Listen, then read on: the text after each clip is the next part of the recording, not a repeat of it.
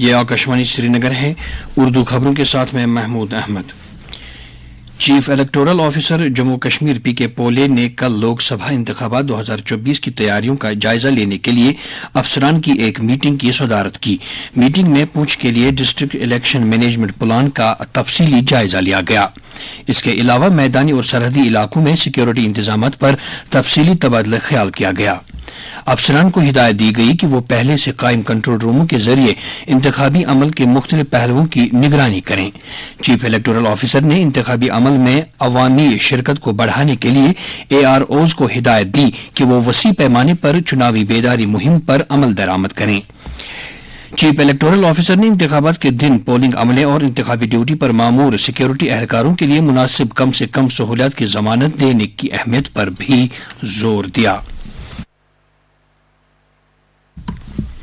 ادھمپور پارلیمانی حلقے کے جنرل آبزرور دھیرج کمار نے پولیس مبصر دلجیت سنگھ کے ہمراہ کل DC آفس کمپلیکس میں اسسٹنٹ ریٹرننگ افسران، نوڈل افسران، سیکٹورل اور زونل مجسٹریٹس کے ساتھ ایک جامع میٹنگ کی جس میں انتخابی تیاریوں کا جائزہ لیا گیا.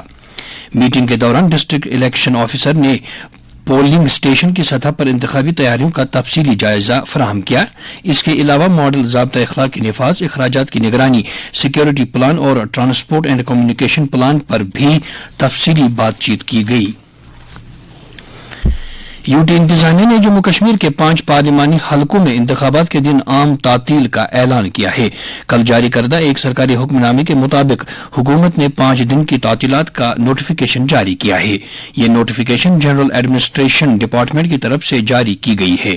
حکم نامے میں کسی بھی کاروبار، تجارت، صنعتی اداروں یا کسی بھی دوسرے ادارے میں کام کرنے والے ہر اہل ووٹر کے لیے پولنگ کے دن کو تعطیل قرار دیا گیا ہے.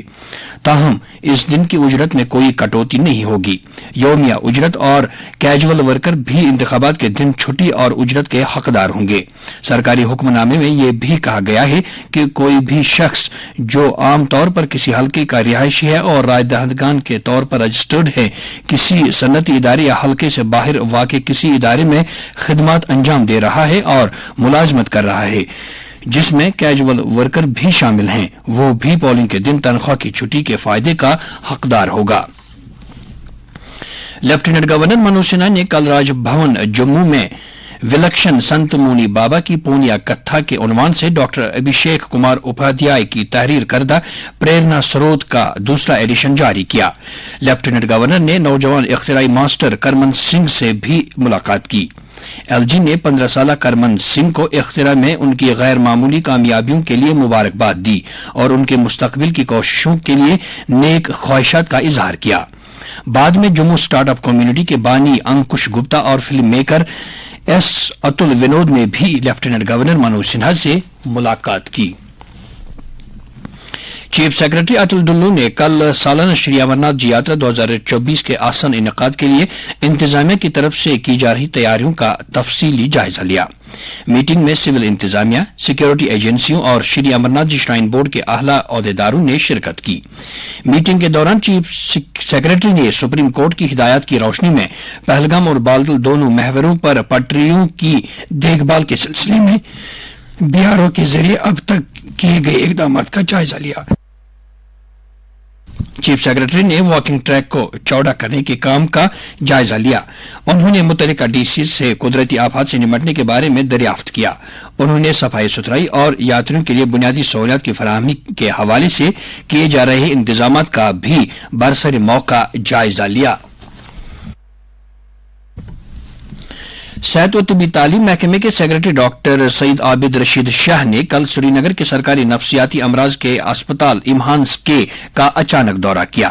سیکرٹری موصوف نے اسپتال میں تعینات کئی سینئر ڈاکٹروں کے ہمراہ اسپتال کا تفصیلی دورہ کیا اور اسپتال کے مختلف وارڈوں اور دیگر اداروں کے کام کاج کا برسر موقع جائزہ لیا.